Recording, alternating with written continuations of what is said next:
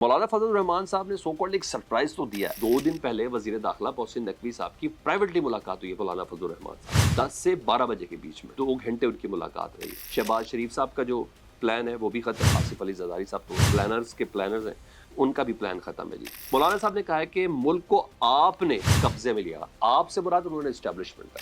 हम बहस करें तो एजेंसियां आ जाती हैं, ऐवान से पकड़ कर ले जाती हैं। फौज के जर्नैल जजेस सर आंखों पर निज़ाम को ठीक करें। वादा करता हूँ उनके खिलाफ नहीं बोलेंगे। मौलाना फजल रहमान साहब ने अपोजिशन में रहते हुए हुकूमत की जो आईनी तरमीम है उसके अंदर कुछ अपनी तरमीम शामिल जरूर करवा के उसमें वोट जरूर देंगे मेरी इतलात के मुताबिक। बिस्मिल्लाहिर्रहमानिर्रहीम, अस्सलाम वालेकुम। एक नए वीलॉग के साथ मैं हूँ सलमान हैदर। टेबल टर्न्स हो सकती हैं अगर जिस तरीके से जो दिखाया जा रहा है उसके ऊपर इंप्लीमेंट होना शुरू हो जाए। 2 खबरें जो मैंने आपके साथ डिस्कस करनी है उसमें कुछ एक्सक्लूसिव डिटेल्स हैं, जिसमें सबसे पहले मौलाना फजल रहमान है, उसके बाद इमरान खान साहब की गुफ्तगू है। मौलाना फजल रहमान साहब ने सो कॉल्ड एक सरप्राइज तो दिया है। अगर सरप्राइज नहीं दिया तो कम से कम एक सरप्राइज का जेस्चर जरूर दिया है।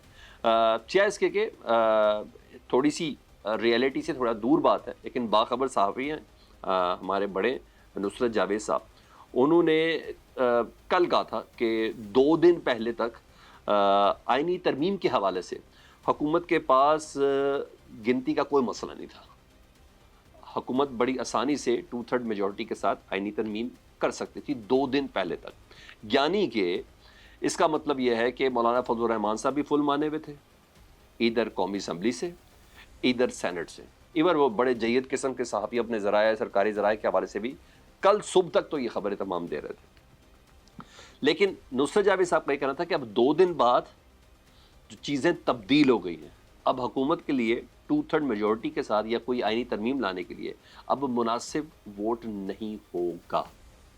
लेकिन मौलाना फजल रहमान साहब शायद हालात को देखते हुए अपनी पॉलिसी तब्दील कर रहे हैं या पलट गए हैं, लेकिन मुझे यकीन नहीं है। मेरी ज़ाती अगर राय ये है, मेरे पास जो खबर है उसके मुताबिक मौलाना फजल रहमान साहब ने अपोजिशन में रहते हुए हुकूमत की जो आईनी तरमीम है, यानी जो जुडिशल पैकेज है, उसके अंदर कुछ अपनी तरमीम शामिल ज़रूर करवा के, ताकि पता चले कि मैं अपोजिशन पे हूँ और मैंने भी कुछ चीज़ें इनपुट इसके अंदर डाला है और मेरी बातें मानी गई हैं। कुछ अपनी तरमीम शामिल करके वो उसमें वोट ज़रूर देंगे मेरी इतलात के मुताबिक, मेरी खबरों के मुताबिक। जिस तरह वैसे ही जैसे पाकिस्तान पीपल्स पार्टी आपको लगता है बहुत ज़बरदस्त किस्म की अपोजिशन कर रही है, अपने मौक़िफ़ पे अड़ी होती, लेकिन प्राइम मिनिस्टर शहबाज शरीफ साहब को बना देती है, लेकिन हद किस्म की कानून साजी भी हो जाती है। लेकिन सदर मुमलिकत साहब आराम से एक अदद रिक्वेस्ट होती है उसको मानते हैं, पेशावर हाई कोर्ट के जजेस की तादाद बढ़ जाती है।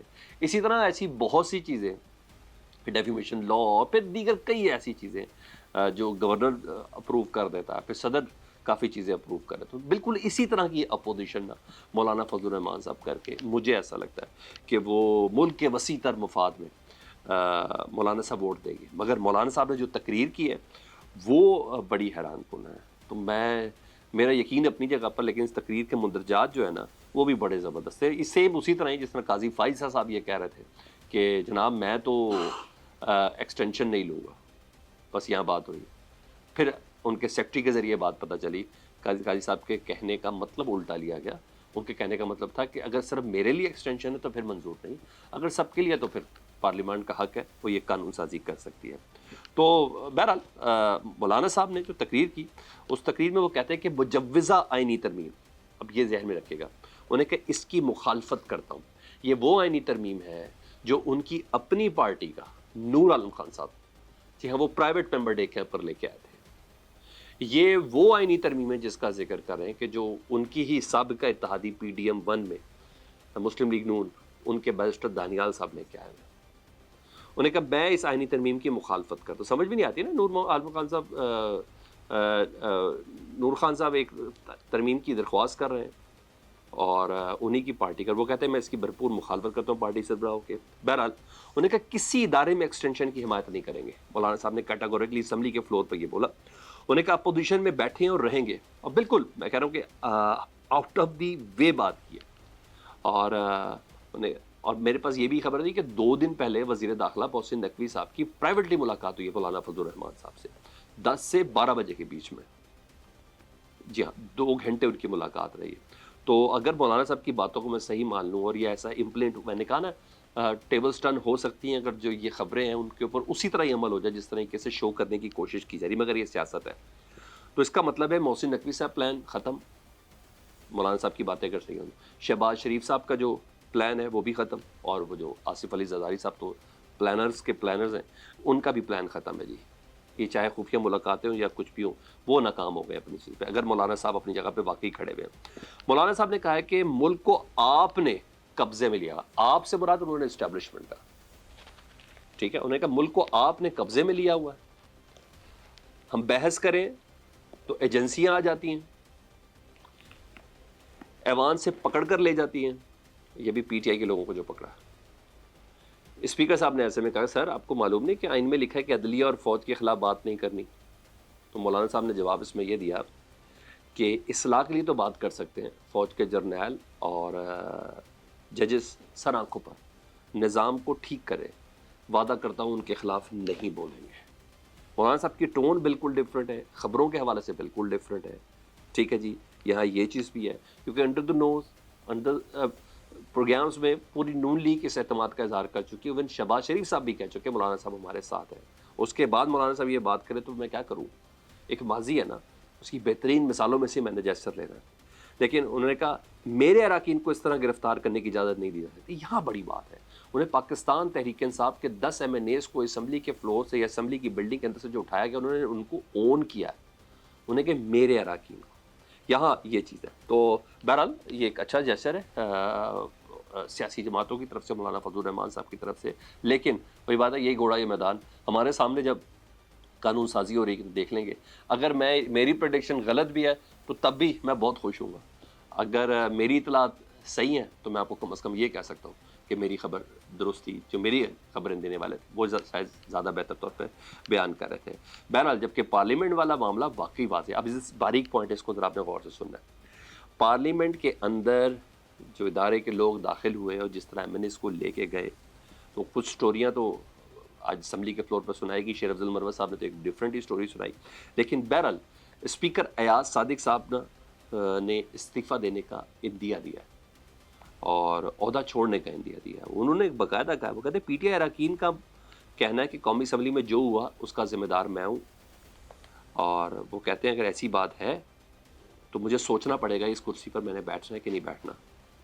یہ بہت بڑی بات ہے کیونکہ اب یہ دیکھیں ٹیبلز مین کس وجہ سے کر رہے ہیں، تحقیقات کا اعلان کر دیا ہے.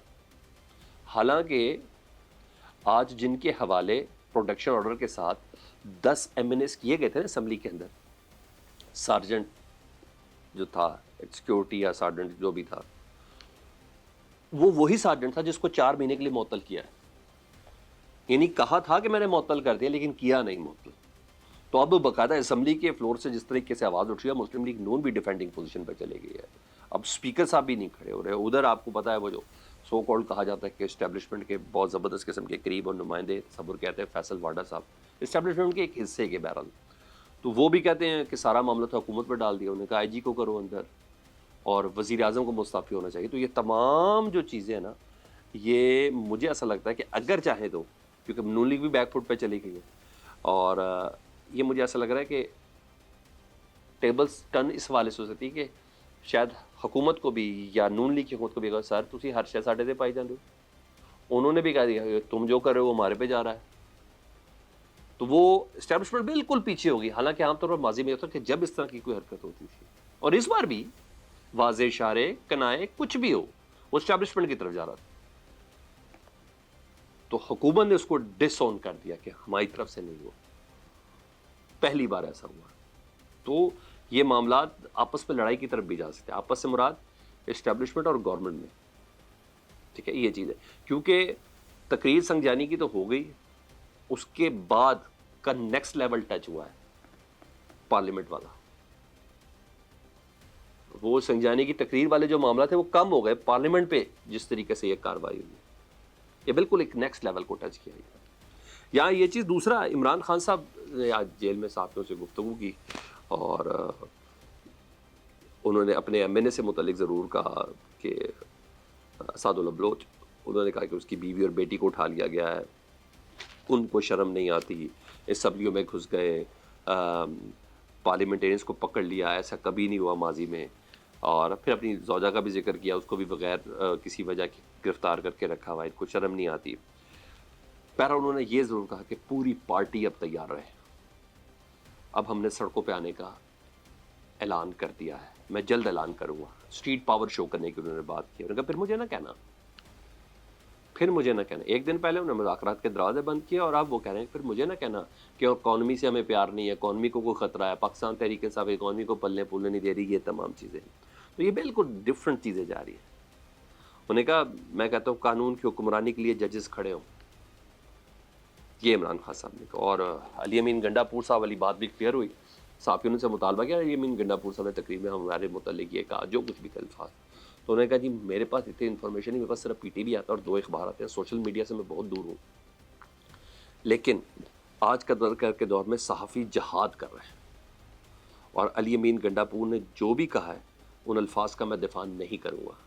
گنڈا پور نے فرط جذبات میں زیادہ بات کی، انہیں یہ بات نہیں کرنی چاہیے۔ تو عمران خان صاحب نے، میں نے آپ کو کہا تھا کہ باقاعدہ طور پر کنڈیمنیشن آئے گی، کچھ دن ضرور لگ جائیں گے لیکن باقاعدہ طور پر آئے گی، اور عمران خان صاحب نے کنڈیمڈ کیا ہے کہ صحافیوں سے متعلق جو باتیں کی علی امین گنڈا پور صاحب، عمران خان صاحب نے کہا وہ فرط جذبات میں بہت زیادہ بہ گئے، ان کو کنٹرول کرنا چاہیے۔ تو خان صاحب نے یہاں معاملے کو بھی ایک بہتر پوزیشن پہ لا کے کھڑا کیا، کہا باقی تمام چیزیں انہوں نے کہا میرے پاس وہی انفارمیشن ہوتی ہے جو آئی ہوتی ہے، میرے پاس سوشل میڈیا کی ایکسیس نہیں ہے، میرے پاس صرف پی ٹی وی، اور پی ٹی وی آپ کو پتا کس قسم کے حالات بیان کرتا ہے، یہاں یہ چیزیں۔ لیکن ایک اور انہوں نے جیسا دیا، کل صبح جمعے کے دن نا ملک گیر احتجاج تھا، یہ ساری گرفتاریوں کے اوپر پاکستان تحریک انصاف کا، جب یہ احتجاج تھا تو انہوں نے اس احتجاج کو مؤخر کیا، اور انہوں نے کہا ساری انرجی لگا دیں 22 ستمبر کے جلسہ جو لاہور کے اندر اس پہ ہونا ہے۔ اور کے پی کے ویسے ہی اعلان کر چکی ہے کہ کوئی ہمیں پنجاب میں آنے سے روک کے تو دکھائے، پورا ملک ہمارا ہے تو ہم پنجاب میں جلسہ کیوں نہیں کر سکتے، تو وہاں بھی پوری تیاری ہے۔ تو اس سینیریو کے اندر یہ چیزیں چل رہی ہیں۔ میرا خیال ہے یہ سپٹمبر کا جو مہینہ نا یہ چیزوں کو اپنے انجام تک پہنچائے گا، اور دعا یہی ہے کہ کسی بہتر حل کی طرف جائیں۔